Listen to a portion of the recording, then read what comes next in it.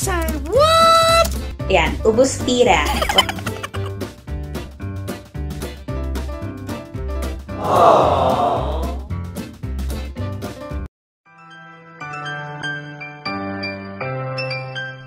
Hi, what's up mga kapatid? Yan! Andito na naman po tayo, your nurse, Lanlan. And yes, for today's video, ay pag-uusapan po natin, yan, nakita ko lang si Monchen.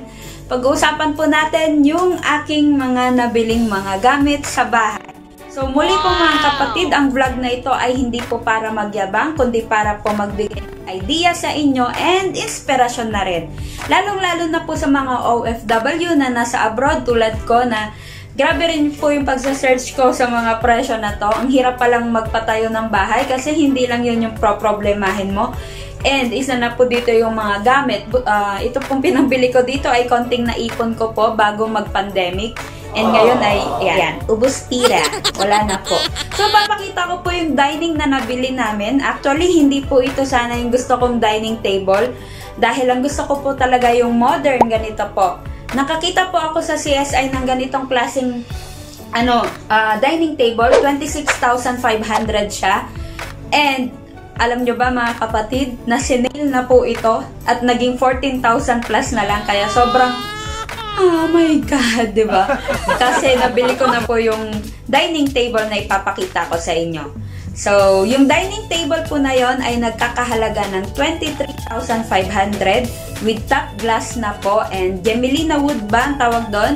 Yan, and free delivery po kay Kuis. Ayan, papakita natin. Yan. I-message nyo lang sa Facebook si Kuya. Yan, dinideliver na po yan sa La Union, yung mga taga La Union dyan. Yan, free delivery po. So, mga kapatid, ano pang hinihintay natin? Let's proceed to our video. So, yan mga kapatid, yan. Sinend na po ni Mama sa akin yung picture ng dining na nabili namin and na-deliver na daw po. Ito yung dining. Yan. Sabi nung gumawa, sobrang ganda po talaga daw sa personal, sabi ni Mama. Pero, yun lang po, napakabigat. Kaya hindi po nila maayos yung arrangement. Kasi, hindi na rin pwedeng magbuhat si Papa ko ng mabigat.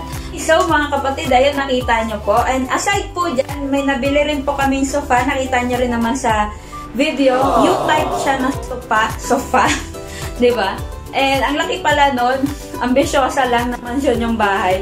Ang laki pala. Gusto ko kasi yung ganun sana kasi gusto ko nakakahiga ako sa sofa. What the fuck? Diba? Katamaran lang.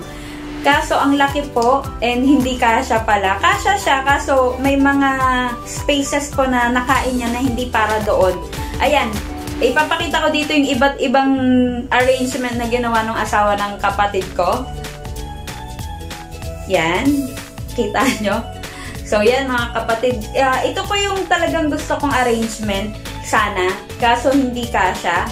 Kaya, pansamantala ganyan muna habang wala pang TV. Pero pag may TV na siya, ganito na lang siguro. Tapos yung may iwan yan, ilalagay na lang dun sa kwarto namin or dun sa paglalagyan ko sana ng console table. Pero sige, tignan natin kung saan pwedeng magandang ilagay.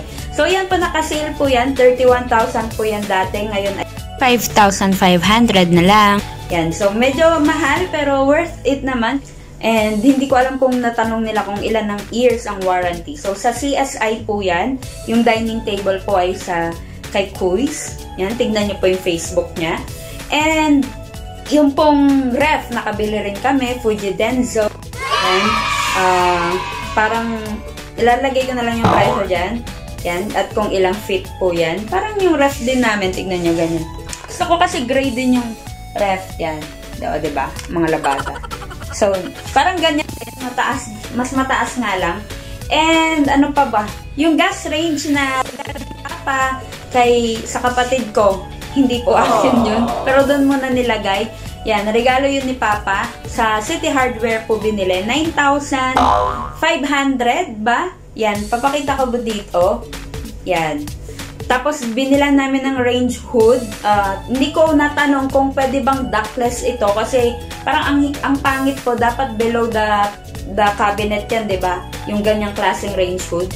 Ay pangit naman kung lalagyan ng parang tubo pataas or palabas ng firewall na po yun eh. So, baka babalikan po namin yan. Tatanungin ko dun sa City Hardware kung pwede bang dockless itong rain hood na to. So, itong rain hood na to, ilalagay ko rin po yung presyo. Ang tatak po niyan, pareho, Boston base sa City Hardware po. Meron po niyan sa Bawang, sa may La Union po, kung kayo po ay taga La Union.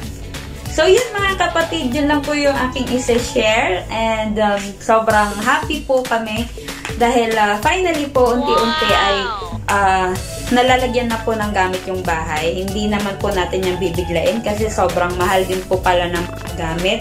Kaya unti-unti po, lalo na ngayon, katatapos lang po ng mga lockdown at sana wala ng lockdown para maituloy na rin po yung pagpapagawa namin ng bakod. And for sure mga kapatid, i-update ko po kayo kung magkano po magpagawa ng bakod and paano magpagawa po ng ano yung tubig, electric pump, yan, kung magkano po yun kasi hindi pa napagawa. And palalagyan ko rin ng grills yung bahay kung magkano din po aabutin nun. So, stay tuned lang kayo mga kapatid. Konting, hard work and ipon-ipon para matupad po lahat ng yan.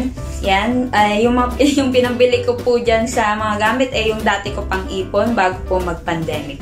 So, yun lang mga kapatid. Ako po yung magpapaalam na. I hope nagustuhan nyo po ito.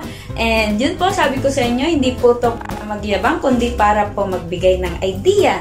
So, thank you for watching and don't forget to like and subscribe my channel and hit the notification bell para notified po kayo. Ayan, malungkot na yung isa doon.